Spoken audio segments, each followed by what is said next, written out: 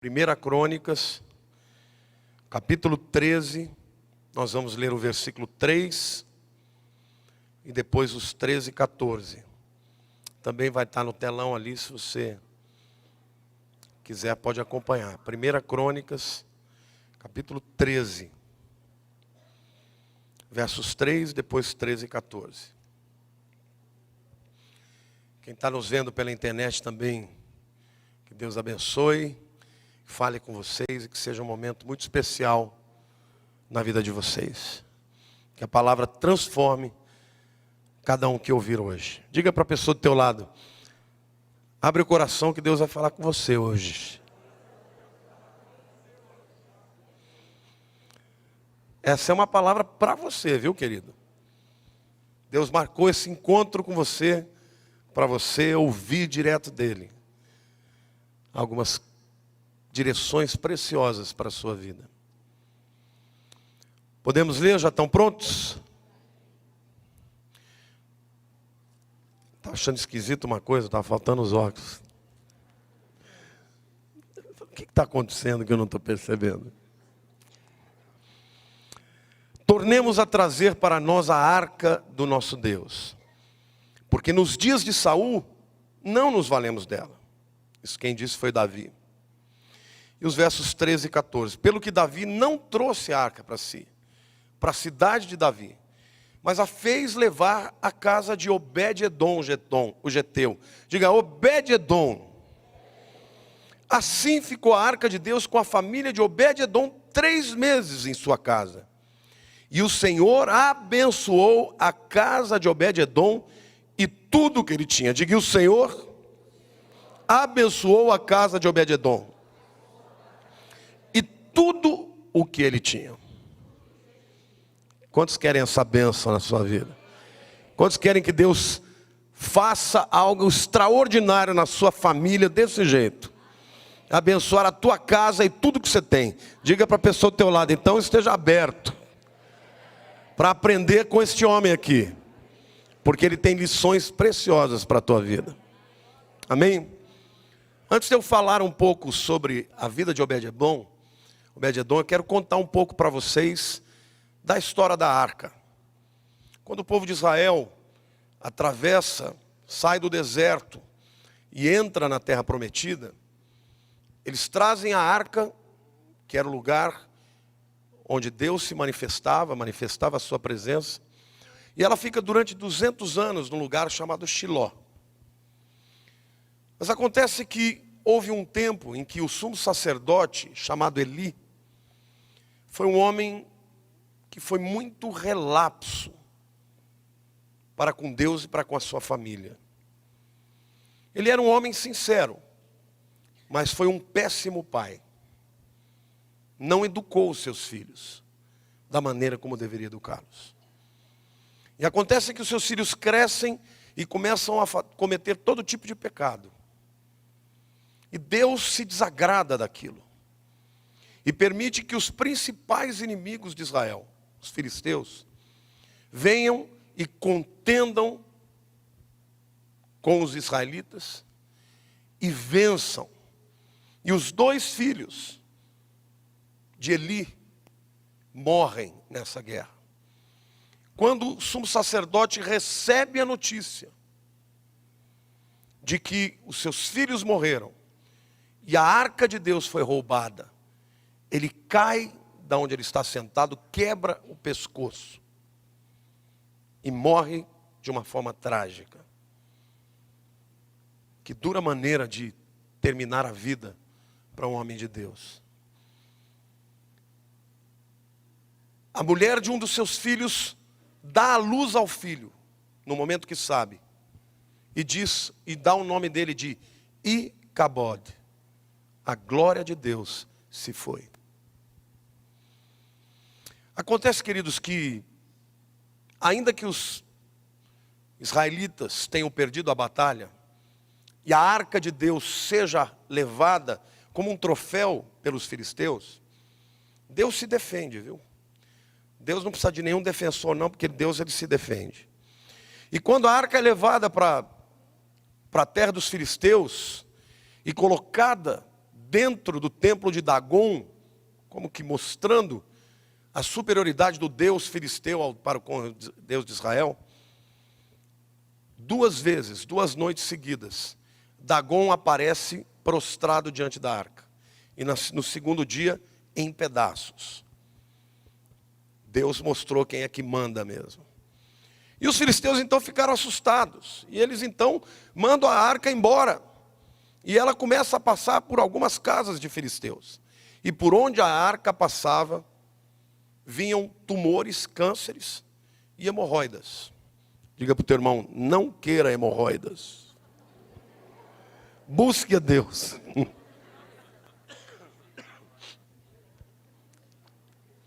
E eles chegaram à conclusão que não dava mesmo para manter a arca ali. Vamos devolver para o povo de Israel, porque a arca pertence a eles. E Davi, então, é interessante, o texto começa, o versículo eu li, Davi dizendo o seguinte: olha, vamos trazer a arca para Jerusalém, porque durante o tempo de Saul, nós não nos valemos dela. Ou seja, a arca fica 20 anos na casa de um homem chamado Abinadab, sumo sacerdote.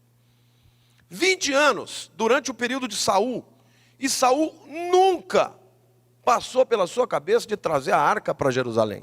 Para Jerusalém não, para onde ele estava. Ele não estava nem aí com a presença de Deus. O que Saul queria era poder, vencer guerra, dinheiro e fama. E perdeu a maior parte do seu reinado perseguindo Davi, por inveja e por ciúme. Quando Davi assume, a primeira coisa que ele diz é chamar os líderes e dizer: escuta, vamos trazer a arca para Jerusalém, vamos para a cidade de Davi, para o centro do poder. É isso que Deus sempre amou em Davi. Davi amava a presença de Deus.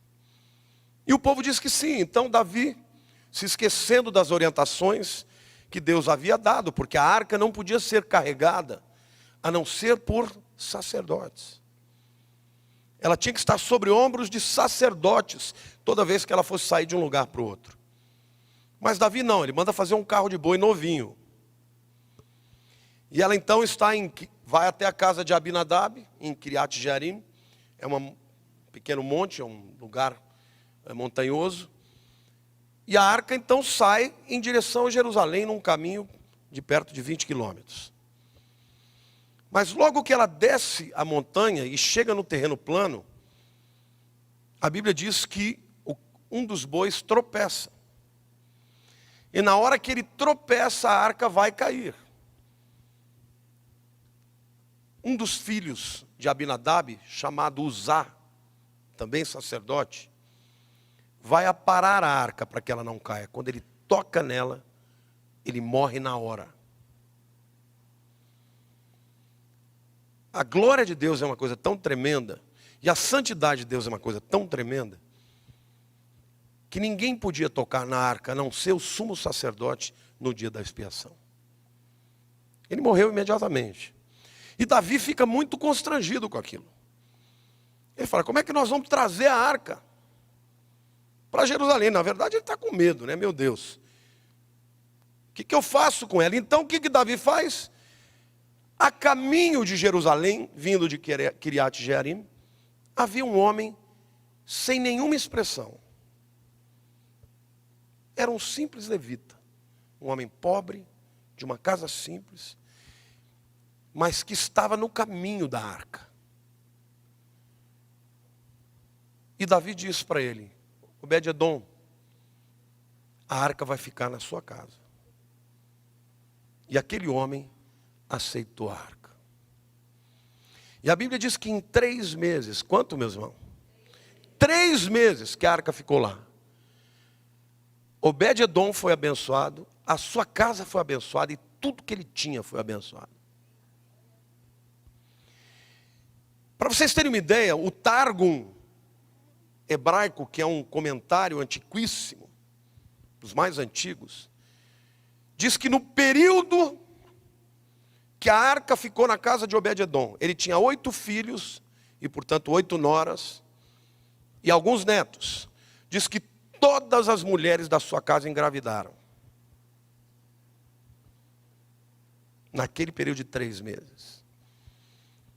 E o Targum diz também que ele prosperou, de que as suas colheitas, do seu sítiozinho começou a prosperar demais. E isso foi uma coisa tão extraordinária que Davi ficou sabendo, falou, pera lá, a arca está abençoando Obed-edom desse jeito, vamos trazer para Jerusalém. E ele manda buscar. E ele leva a arca para Jerusalém.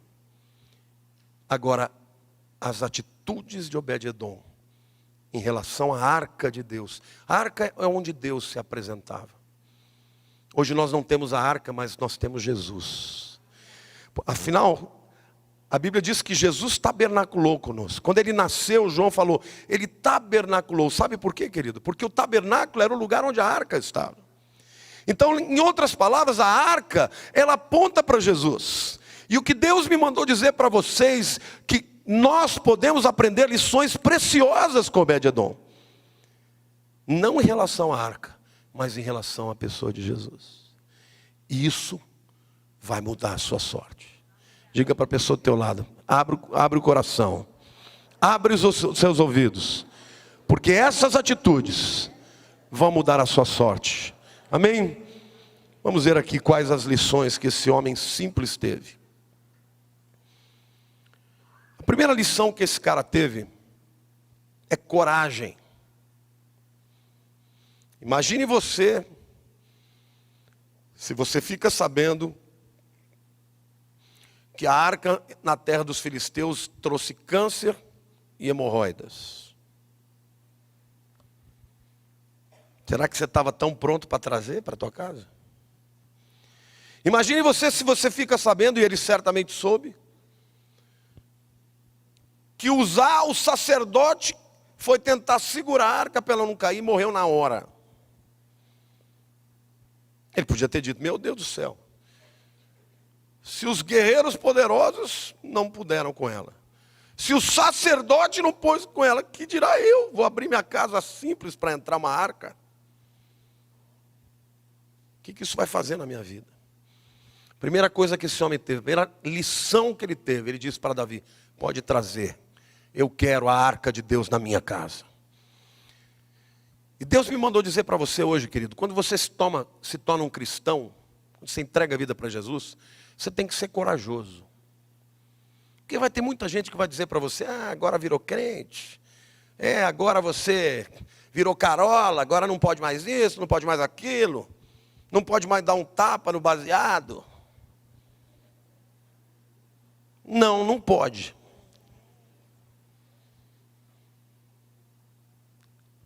Mas vai acontecer isso, as pessoas vão te afrontar. As pessoas vão olhar para você, vão apontar o dedo para você, Querido, invocar Deus para a tua vida traz muita bênção, mas tem que tomar posição. E uma coisa que Deus me falou, crente tem que ser corajoso, não pode ter vergonha, não pode ser crente agente secreto. Aquele que ninguém sabe que ele é, passa a vida inteira e ninguém descobre. Tem que ter coragem. Você está querendo convidar Jesus para entrar na tua vida, como Obed-edom convidou a arca para ficar na sua casa, tem que ter coragem, tem que pagar o preço. Amém ou não? Porque a arca não era qualquer coisa, era a presença de Deus. E se tornar crente é convidar Jesus para a sua vida, não é qualquer coisa. Tem que tomar posição. Tem que ser crente de verdade, abrir a boca, falar aonde tiver. Alguns amigos vão se afastar, mas os verdadeiros vão se aproximar. Primeira atitude desse homem, que nós temos que aprender, e Deus me falou, diga ao meu povo, saia da sombra. Você quer a glória de Deus, você quer que Deus faça um milagre, um rebuliço na tua casa, na tua família, nos teus negócios, em tudo que você tem. Desça do muro. Essa é a primeira lição que ele tem para nos ensinar. A segunda lição que a gente tem para ensinar, que a gente tem para aprender com esse homem, é discernimento. Obed-edom entendeu a importância da arca na sua vida. E quando o rei Davi manda buscar a arca, ele não tinha o que fazer. Fala, não vou dar, é minha. Tá bom, pode levar. Sabe o que ele fez? Falou, ela vai, eu vou junto. Olhe para a pessoa do teu lado e diga assim, você está disposto a ir onde Deus te mandar? Para ficar na presença de Deus? Amém ou não? Esse homem, ele discerniu que a arca era importante. Ele discerniu que a bênção dele não estava ligada à sua capacidade. Ele era um Zé Ninguém até aquele dia. Ele era pobre, ele não tinha expressão, ele não era talentoso, ele não tinha nada de importante, mas ele estava no caminho da arca. E querido, um dia alguém falou de Jesus para você, significa que a arca, que é Jesus, passou no caminho que você estava. E na hora que você convidou Jesus para entrar na sua vida, é porque você estava no caminho da arca, não foi você que foi atrás dela, ela que passou na frente da tua casa. Amém ou não? E ele então entendeu isso. E na hora que a arca vai embora, ele fala, eu vou atrás da minha bênção. Olha para o teu irmão e diga, eu vou atrás da minha bênção. Diga, a minha bênção é Jesus. A terceira lição que eu vejo nesse homem é que ele era disponível, disponibilidade. Ele não era rico, ele não tinha uma bela casa, ele não tinha qualificação. Afinal de contas, quem lidava com a arca era sumo sacerdote. Ele não tinha nada disso. Mas ele estava disponível. Interessante que 20 anos a arca fica na casa de Abinadab, o sumo sacerdote, o qualificado. E a Bíblia não fala nada do que a arca fez na casa dele. Por que a arca não fez nada na vida de um homem qualificado? E fez na vida de um homem que não tinha nenhuma qualificação. Porque para Abinadab a arca era só um instrumento dele oficiar a sua religiosidade. Mas para Obed-Edom não. Eu creio que toda vez que ele passava na sala e via a arca, ele devia se fazer reverência. Dizer, a arca de Deus está na minha casa. Quando uma pessoa faz isso para Deus, Deus fala, é com esse que eu conto. É a esse que eu vou abençoar. Deus não está nem aí para gente qualificada, viu meu querido? Você se acha muito qualificado, qualificação para Deus é nada. Deus não está nem aí. Ele não era sacerdote, não tinha casa bonita, mas foi ele que disse, eu estou disponível. Hoje em dia tem tanta gente investindo todo o tempo que tem, dinheiro, em quê? Em coisas que vão ficar para essa vida aqui. O cara gasta todo o dinheiro para fazer curso, MBA, pós-graduação, mestrado, doutorado. Eu não sou contra, tá? Mas quando vai falar das coisas de Deus, não investe nada, não investe dinheiro, não investe tempo, e só quer receber. Deus está dizendo para você, que se você se tornar disponível para que Ele te use da maneira como Ele quiser, você será abençoado, você, a tua casa, a tua família, os teus negócios, porque Deus, aonde Ele é honrado e recebido, Ele vai trazer a bênção. Amém ou não? Você crê nisso? Diga, eu creio. 20 anos na casa do sumo sacerdote, não tem nenhuma menção. A gente só descobre que está lá na hora que Davi manda chamar a arca de Kiriat Jearim para Jerusalém. Mas até aqui esse homem era um Zé Ninguém.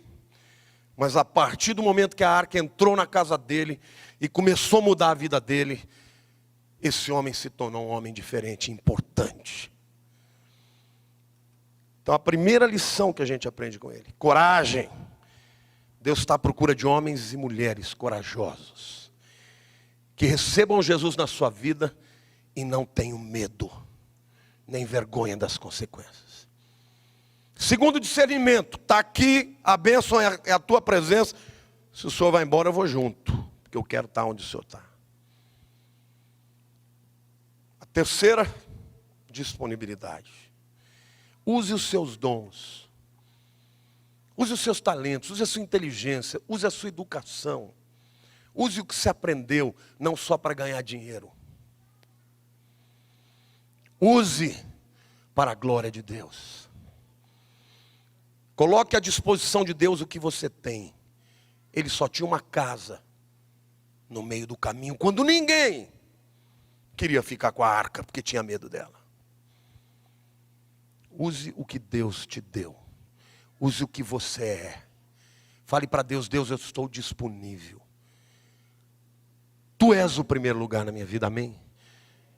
E Deus me mandou te desafiar. Se Ele não vai fazer um reboliço na tua vida o ano que vem.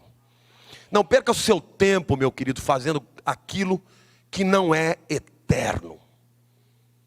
Tem tanto crente que perde tempo jogando bola. Perde tempo fazendo coisas que vão passar. Gaste o seu tempo para usar da tua vida como instrumento da pregação do Evangelho. Que você vai ver se Deus não vai botar a mão na tua vida e não vai fazer um reboliço. Deus me mandou fazer isso. Desafio o meu povo. Desafio o meu povo a tomar posição, se eu não vou fazer um milagre.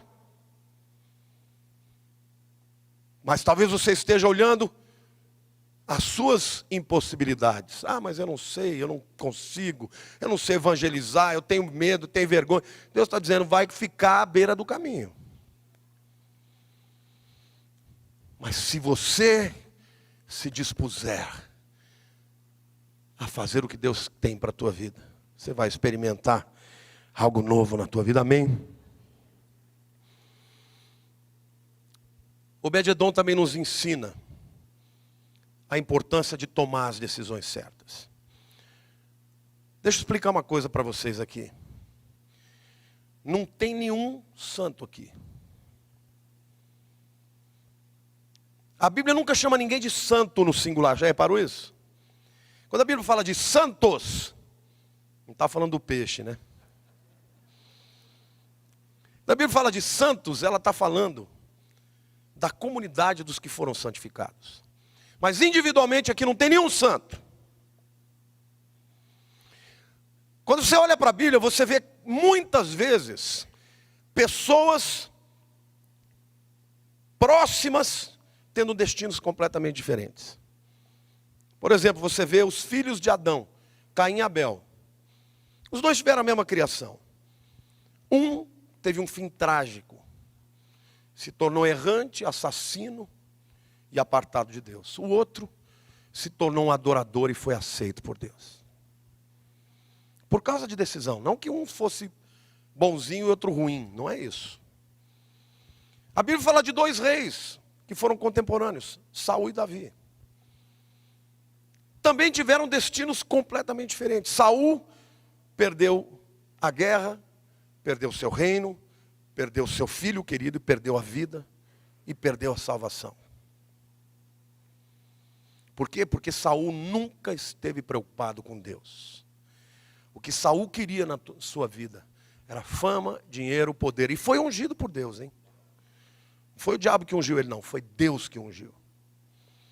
Davi, um homem, na minha opinião, tão pecador quanto mais. Porque traiu um grande soldado e amigo com a esposa dele e o mandou para a guerra, para matar. Para mim, traição pior do que essa não pode ter. Uma pessoa que te serve fielmente, você trai, dá uma facada nas costas e ainda mata. Mas a Bíblia diz que Davi está nos anais da glória. Deus me falou algo muito tremendo essa semana sobre Davi. Ele disse: filho, eu amo a todos. Mas eu digo na minha palavra que eu gostei de Davi. Davi nos Salmos fala, no original ele diz literalmente: Deus gostou de mim. Isso significa, gostar é daquela pessoa que você gosta de estar junto. Não é? Significa comunhão, significa alegria de ter a presença. Deus fala de Davi isso. Davi é meu chapa. É meu peixe. Quem mexe com Davi, mexe comigo. Sabe o que Davi tinha? Davi amava a Deus. Sua vida inteira você vê Davi celebrando não por vitórias e dinheiro. Davi celebra acima de tudo pela presença de Deus. Não tinha nada nessa vida que Davi amava mais do que a presença de Deus. Tanto é que quando ele assume o seu governo, a primeira coisa que ele faz, eu quero trazer a arca para a presença da minha cidade. E quando ela chega, Davi manda fazer um cortejo. Ele manda chamar gente de Israel em todo canto, do norte e do sul, até das fronteiras com o Egito. E o povo vem trazendo a arca, a cada 6 passos que a arca dava, ele parava e sacrificava um animal. Imagina, 20 quilômetros. A cada 6 passos que eles davam, mandava parar e adorava a Deus. E quando a arca chega em Jerusalém, Davi, com o cortejo de celebração, dança de uma forma tão efusiva, que a mulher dele olha e vê a cueca dele.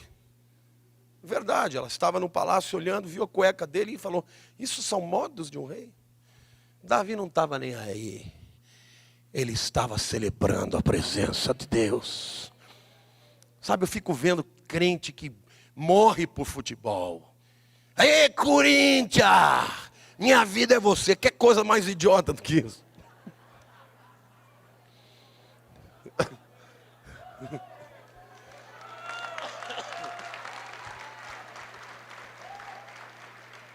O mesmo vale para os palmeirenses, para os são paulinos, para os santistas, para qualquer um. Não são só os corinthians não, querido. A tua alegria, o teu júbilo deve ser para Deus. Vai adorar a Deus, seja extravagante na adoração. Louve, jubile, não fica aí pagando pau para esses caras jogando bola não.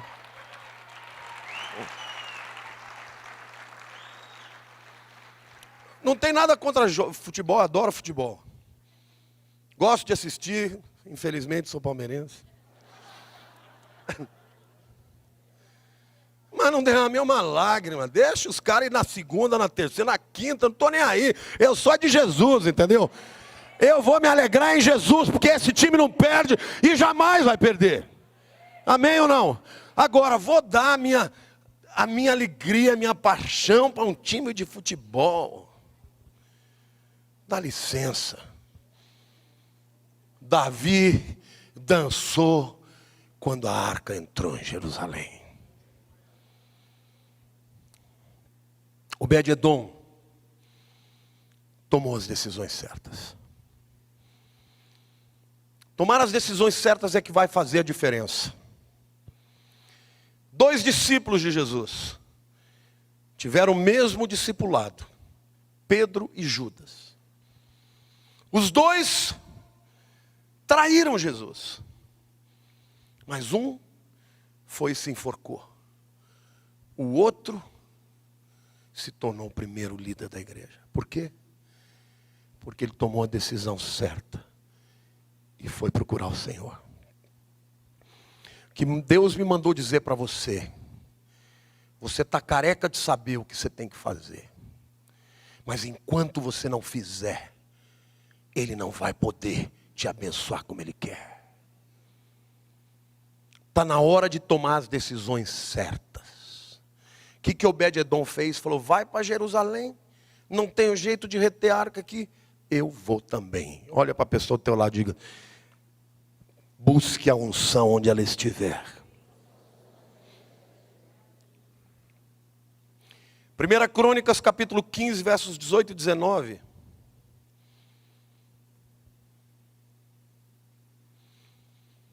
A gente lê sobre isso. E diz assim: e com eles a seus irmãos da segunda ordem, Zacarias, Beni, Jaziel, Semiramote. Olha um nome bom para você botar num filho.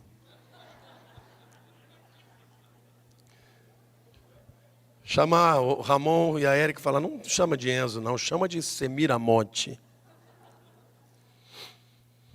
Jeiel, Uni, Eliabe, Benaia, Maazéias, Matitias, Elifeleu, olha outro bom nome para você pôr no segundo filho.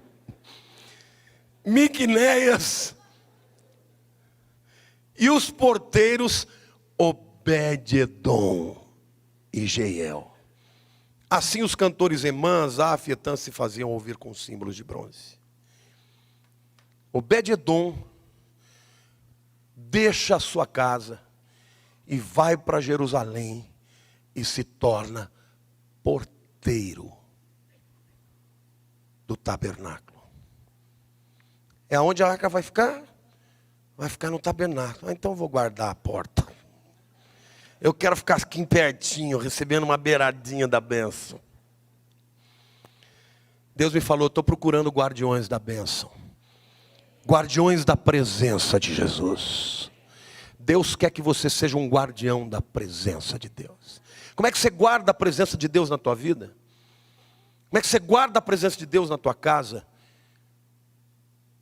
Adorando, lendo a palavra, orando, ouvindo louvores. Não adianta nada você vir aqui, receber a palavra uma vez, chegar em casa, ficar botando porcaria na tua vida. Guarda, seja um guardião da presença de Deus, esteja perto dela, atraia a presença de Deus para a tua vida, porque onde está a presença de Deus, aí há bênção. Querido, onde Jesus estava, a bênção acontecia.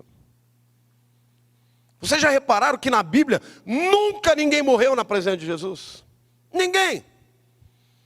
A Bíblia diz que quando Lázaro estava doente, Jesus teve que se afastar.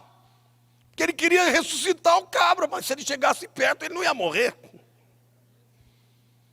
Ninguém. Jesus cruzou com alguns defuntos, mas ressuscitaram.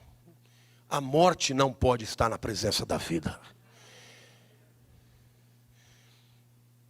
Se Jesus estiver na tua casa, não tem morte, não tem império de morte, não tem demônio, não tem principado que vai ficar presente. Porque onde Jesus chegava, a sua bênção era mais forte. Este homem entendeu isso. Seguiu a presença. Falou assim, aqui que vai ficar no tabernáculo, então eu quero ser porteiro. Mas não foi só isso. Olha o que o texto continua dizendo. Capítulo 15, verso 21. Matitias, Elifeleu, Miqunéias, Obed-edom e Jeiel. E Azazias, com harpas em voz de baixo para conduzir o canto. O Zé Ninguém virou porteiro, guardião da presença de Deus e virou um adorador. Porque tinha turnos dos que guardavam e tinha turnos dos que tocavam. Ele queria estar perto da arca. Então algumas vezes ele era porteiro, outras vezes ele era músico. Mas onde ele estava? Onde estava a arca. Quantos aqui pagam o preço para estar na presença de Deus? Tem gente que você chama para orar, não vai mais nem que a vaca tussa. Você quer uma benção? Outro dia uma pessoa me contou que foi liberto das drogas. É o Boré, vou contar para todo mundo sabe, ele está aqui todo vez dando testemunho. Ele falou que quando ele se converteu, que ele queria ser livre das drogas, ele falou, se tivesse um culto na terça-feira às 5 da manhã, eu estava lá. Fosse na quarta às 3 da manhã, eu estava lá. Ele falou, pastor, eu sabia que se eu não estivesse perto de Deus, eu ia voltar para as drogas. Você quer ser livre de qualquer vício, você quer ser livre de depressão, você quer ser livre de cadeias do diabo, querido, busque a presença de Deus. Busque a presença de Deus, que a presença de Deus liberta. Amém ou não? Glória a Deus. Ela traz libertação, ela traz cura, ela traz saúde, alegria. Este homem entendeu isso. Nos 3 meses que ele estava lá, ele era um cara que 3 meses é como um novo convertido, né? A vida mudou a vida dele. Primeiro, deixou tudo e foi para Jerusalém onde estava a arca. Se torna um guardião da presença de Deus. Se torna um adorador. E mais, se torna um líder. Olha o que o capítulo 16, versos 37 e 38 dizem.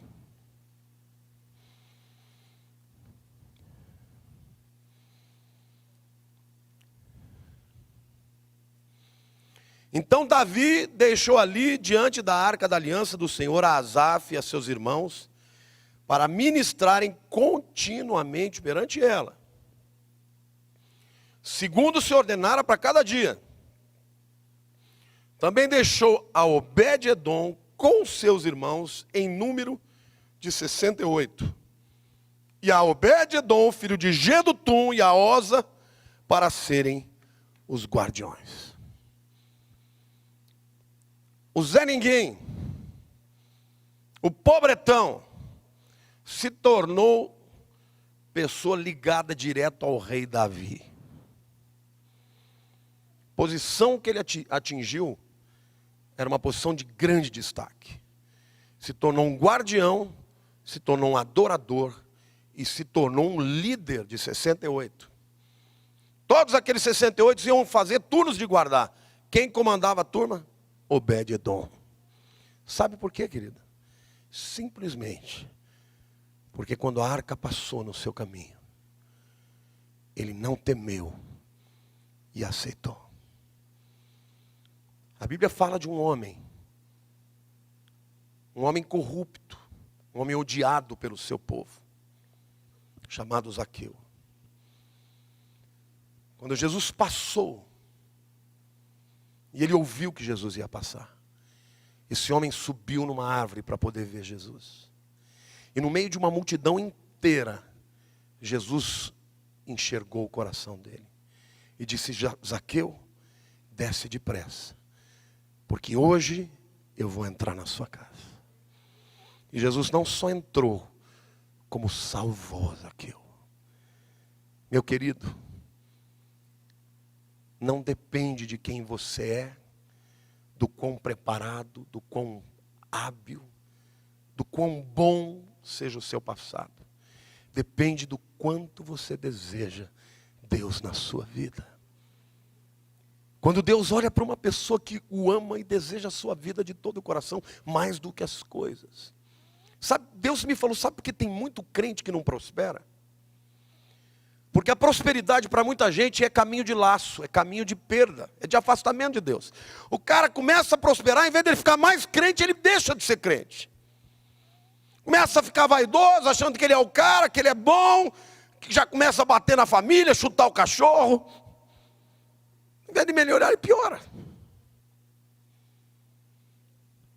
Mas Deus está me dizendo aqui, que quem disser para ele: eu estou colocando a minha vida diante de ti, eu quero te convidar para entrar na minha casa, para fazer a mudança que tiver que ser feita, eu vou mudar a sorte. Quantos aqui querem isso na sua vida? Mudar a sorte. Vocês notaram quantas vezes o texto cita Obed-edom? Cita o pai dele, de quem ele era, a mãe dele, quem era, o coitado não era ninguém. Mas a entrada da presença de Deus na sua casa mudou a sua vida. Deus me mandou te dizer que enquanto você for aquele crente que está buscando a Deus porque quer o que Ele tem para te dar, e não entendeu que Ele quer que você o ame,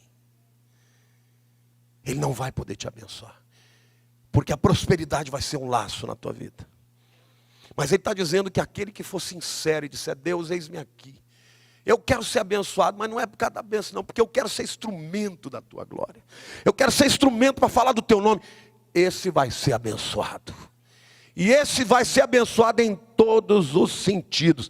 A promessa é: você, a tua casa e todas as tuas coisas. Quantos aqui querem isso na sua vida? Primeiro, que a partir de hoje, você seja ousado no testemunho. Para de ser a 007 de Deus. Deus não precisa de 007.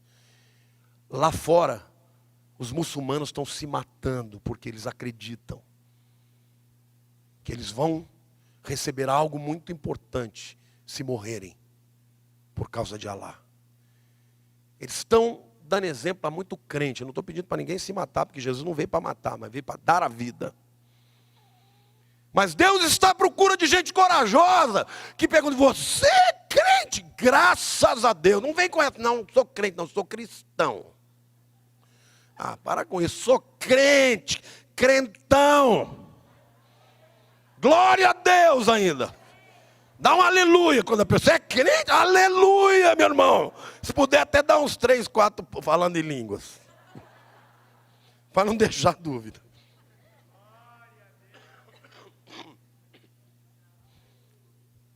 Amém. Deus está procurando gente que tenha discernimento e que entenda que toda bênção vem dele. O diabo quer te apontar o dedo para você ficar um coitadinho dizendo: Deus não me ama. Não, Deus te ama, Ele tem perdão para você e pode mudar a sua sorte. Não tem nada que você tenha feito que Ele não possa restaurar. Mas uma coisa Ele não vai poder fazer: mudar a tua atitude. Posição é você que tem que tomar. Essa decisão é tua, meu querido. O teu destino depende dela. Deus está à procura de pessoas que procurem a sua presença onde Ele estiver. De pessoas que vão deixar de ser só hospedeiros e se tornarão guardiões, e se tornarão adoradores, e se tornarão líderes, para levar outras pessoas a guardar a presença de Deus. Se você não participa de uma célula, tem muitas células. Mas talvez você diga assim: mas eu não posso, eu não tenho capacidade para abrir. Não, tem sim. Estou vendo a dona Pena aqui, uma italiana que vai lá e fala: eu não sou ninguém, eu sou pequenininha. Sou italiana e está lá. Deus enchendo de gente aquela célula. O seu Oswaldo com o cartãozinho dele, amando. Guardiões da arca do Senhor. Deus quer você. Deus quer você. Deus quer você. Deus quer você. Quantos aqui estão dispostos a dizer: eis-me aqui, Senhor? Então feche os seus olhos. Senhor, o Senhor me disse para falar ao teu povo que o Senhor quer mudar a sorte desse povo, desta igreja. O Senhor quer fazer o milagre que eles precisam. O Senhor quer abrir a porta que está fechada. O Senhor quer desatar o nó. Mas o Senhor está procurando adoradores. O Senhor está procurando gente que não procure comodidade, mas que suba árvores para te ver passar. Gente que pague o preço, que abandone o passado que te afasta da presença deles. De gente que vai sair do discurso e vai passar a viver como gente que ama a Deus. E o Senhor vai fazer um reboliço na sua casa. Assim como todas as noras de Obed-edom engravidaram no tempo da tua presença. Eu quero profetizar na vida da tua igreja que muitos frutos virão no tempo em que o Senhor for invocado, entronizado nas famílias dessa igreja. E o Senhor vai mudar de tal maneira, Senhor, que até os reis, como Davi, vão querer saber o que aconteceu. E as pessoas vão querer a arca, vão querer Jesus nas suas vidas, por causa daquilo que o Senhor vai fazer na vida desses aqui. Por isso, Senhor, hoje nós iniciamos essa campanha e nós te suplicamos: fala conosco, eis-nos aqui. Não tão habilitados e capazes para enfrentar sozinhos a guerra, mas cientes, meu Deus, que se o Senhor estiver conosco, quem vai ser contra nós? Querido, se você quer fazer essa decisão diante de Deus hoje, quero que você fique de pé no teu lugar. Se você está vindo aqui pela primeira vez hoje, quer Jesus na tua vida, eu quero que você venha aqui. Porque a primeira decisão que você tem que fazer, meu querido, é entregar a vida para Jesus. Se você quer Jesus na tua vida, eu vou orar por você hoje. E vai começar o reboliço na tua casa. Pode vir. Pode vir. Não é uma religião, porque religião não pode mudar a tua vida não. Mas Jesus vai. Pode vir em nome de Jesus. Se tem vergonha, não precisa vir não. Mas se quer experimentar uma transformação como Obed-Edom experimentou, pode vir. Porque Deus está procurando dos cabras retados e das pessoas dispostas a entregar a sua vida a Ele. Pode vir. Parabéns, jovem. Parabéns, jovem. Tem mais alguém? Pode sair. Hoje é dia de Deus começar algo novo na tua vida, na tua história, em nome de Jesus. Pode sair. Eu declaro que você está desatado em nome de Jesus. Hoje é dia de salvação. Pode vir. Em nome de Jesus. Hoje é dia de Deus fazer um rebuliço, começar a fazer esse rebuliço santo na tua história.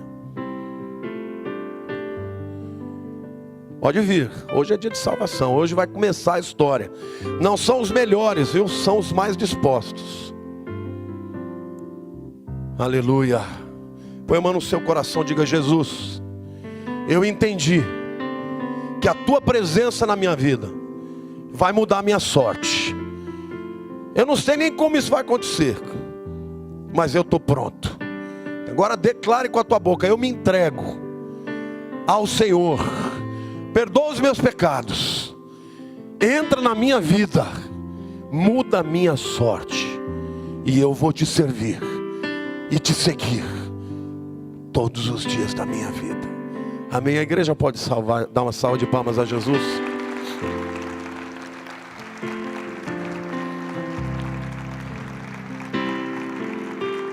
Deixa eu dizer uma coisa para vocês. Vai ter gente que vai dizer que vocês estão ficando loucos. Quando eu me converti, metade dos meus amigos falaram: esse cara pirou, agora ele está piruado. Metade se converteu. Não teve jeito. Estava perto de mim, ou se convertia ou vazava. Alguns vazaram e outros se converteram. E eu vou dizer uma coisa para vocês: eu estou melhor do que todos os que vazaram. E todos os que ficaram estão tão bem quanto eu. Não porque eu sou inteligente ou eles eram, mas porque Deus é bom. E porque Deus abençoa aquele que entrega a vida deles. Então hoje, vocês marquem essa data. Porque hoje vocês deram a vida para Jesus. E Ele nunca mais vai sair da vida de vocês. Está me entendendo?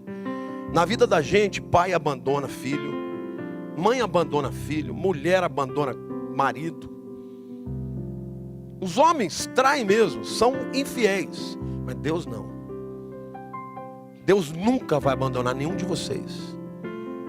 Então saibam que a partir de hoje, a presença de Deus está na vida de vocês. Amém?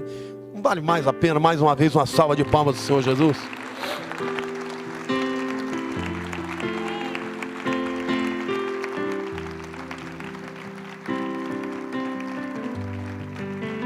Não olhem para as dificuldades.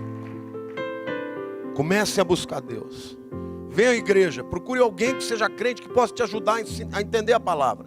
Porque vocês vão ser transformados. Eu era um cabra arretado. Os meus amigos, os pais diziam: não anda com esse menino não, que ele é mau exemplo. Muitas vezes amigos meus tiveram que se separar de mim porque os pais não estavam deixando. Depois que Jesus mudou minha vida, eles me chamavam para dizer: aconselhe meu filho, ele está nas drogas. Jesus vai mudar a vida de vocês. Vai mudar completamente, se preparem. Mas vai mudar para melhor, para muito melhor. Amém? Eu quero pedir para vocês acompanharem. Essas pessoas, elas vão orar mais uma vez por vocês. E façam essa oração junto com eles, com todo o coração aberto. Amém? Pai, abençoa essas vidas. Eu declaro sobre eles a tua glória e a tua bênção. Que nunca mais eles se sintam sós. Amém. Pode seguir, por favor, os diáconos.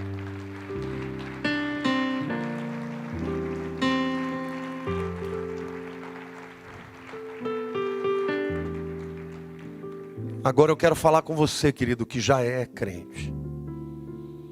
Com você que já conhece o Senhor. Mas talvez você esteja Sabe, vivendo aquela vida de vai que não vai, vai que não vai. Use o teu dom, use os seus talentos para iluminar a glória de Deus. Não se preocupe com tua vida financeira não, porque Deus é um Deus rico. Ele, quando quer abrir uma porta, ninguém fecha, viu, querido? Entenda uma coisa. Você não tem que pagar pau para homem nenhum, não. Você tem que agradar a Deus. Se você agradar a Deus, Ele vai escancarar as portas da tua vida. E até os teus inimigos vão te exaltar. Pode aplaudir. Pode glorificar a Deus.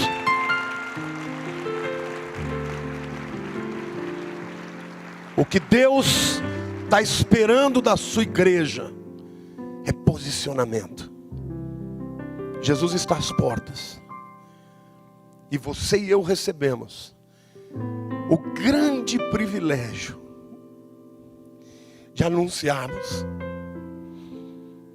o amor desse Deus que nos amou, a despeito de sermos nós criaturas tão desprezíveis. Ame a Deus, ame ao Salvador, fale dele. Ele vai abençoar a tua vida. E Ele vai te elevar. Porque Ele quem derruba e Ele quem levanta. Ele quem destitui e quem constitui. Não espere de homens. Espere dele.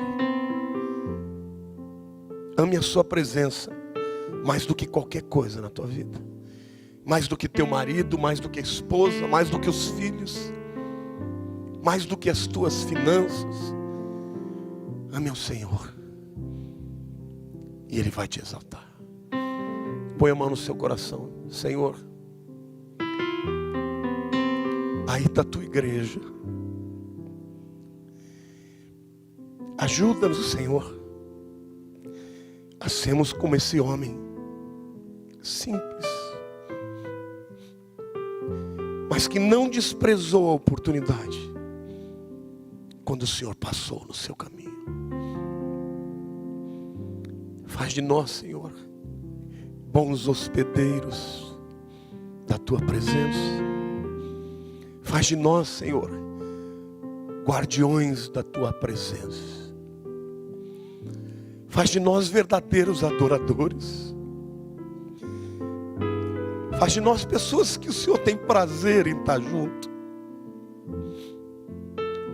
Levanta-nos como líderes, como influência para o perdido.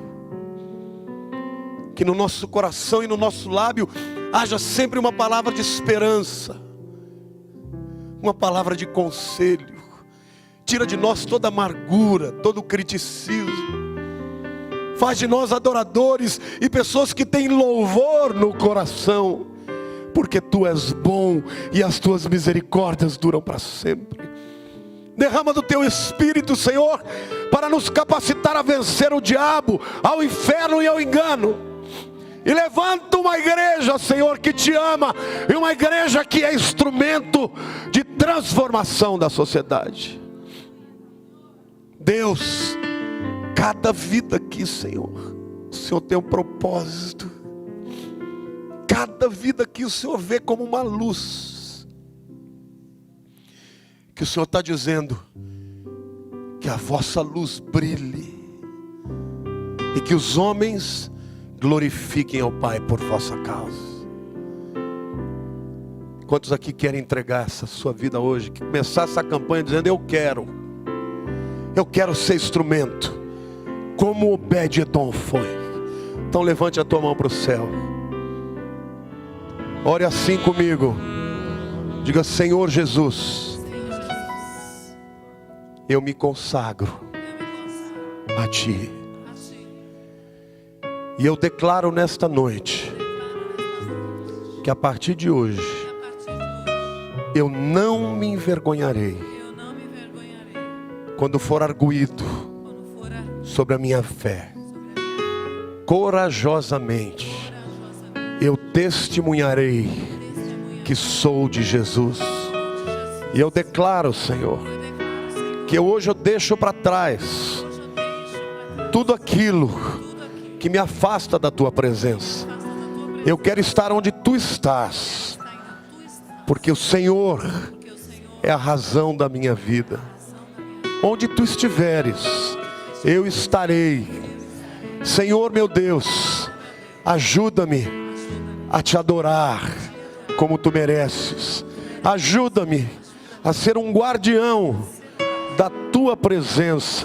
Ajuda-me, Senhor, a ser destacado para liderar, influenciar aqueles que não te conhecem e até aqueles que te conhecem. O teu nome vai ser glorificado na minha vida, porque não depende da minha habilidade, mas da minha disponibilidade, da minha decisão. Eu escolho, Senhor, estou junto de ti. Muda a minha sorte, muda a minha vida. Eis-me aqui, disponível para a tua vontade, em nome de Jesus. Aleluia, aplauda ao Senhor, glorifique o seu nome.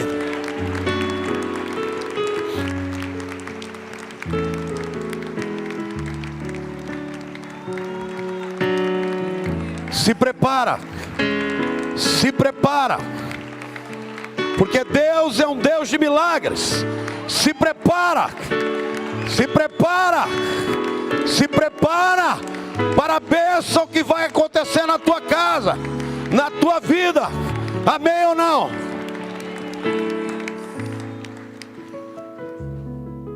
Durante esses próximos 3 domingos, você vai receber direções de Deus. Não perca nenhum deles. Vamos fazer essa campanha orando ao Senhor, para que durante a semana o inimigo não nos roube daquilo que recebemos. Isso é um tempo de balanço. O Espírito Santo vai te dizer. Você não precisa de ninguém para te dizer: olha, isso é errado, isso está errado. Ele vai te dizer: filho, é isso que eu quero da tua vida. E quando ele disser, saiba que ele vai te ajudar. Saiba que ele vai te capacitar. Mas você não vai mais ser uma pessoa que vai viver à sombra, porque Deus vai te levantar. E não vai abençoar só você com salvação, não. Vai abençoar a tua casa, querido. Eu creio tanto nessa unção. Há muito tempo atrás Deus falou para mim: filho, eu tenho uma unção na tua vida. Observa que onde você entra, se o lugar está deserto, vai chegar gente. Quem falou isso a primeira vez para mim foi o Petier. E eu brinquei com ele, falei: que isso, Petier? Ele falou: pode notar. Ele viajava comigo, a gente entrava num posto, não tinha ninguém naquele bar, aqueles botecos que a gente ia comer aquelas coxinhas curiosas. Daqui a pouco começava a chegar gente. E Deus falou assim: não despreze, porque isso é verdade. E Deus está me mandando dizer para você que Deus é um Deus assim. Quando Ele está com alguém, é impossível as pessoas não serem abençoadas. Quem estiver do seu lado vai ser abençoado. E as pessoas até sem saber vão perceber isso. E vão ser transformadas. Não tem inveja de ninguém, querido. Não olhe para ninguém.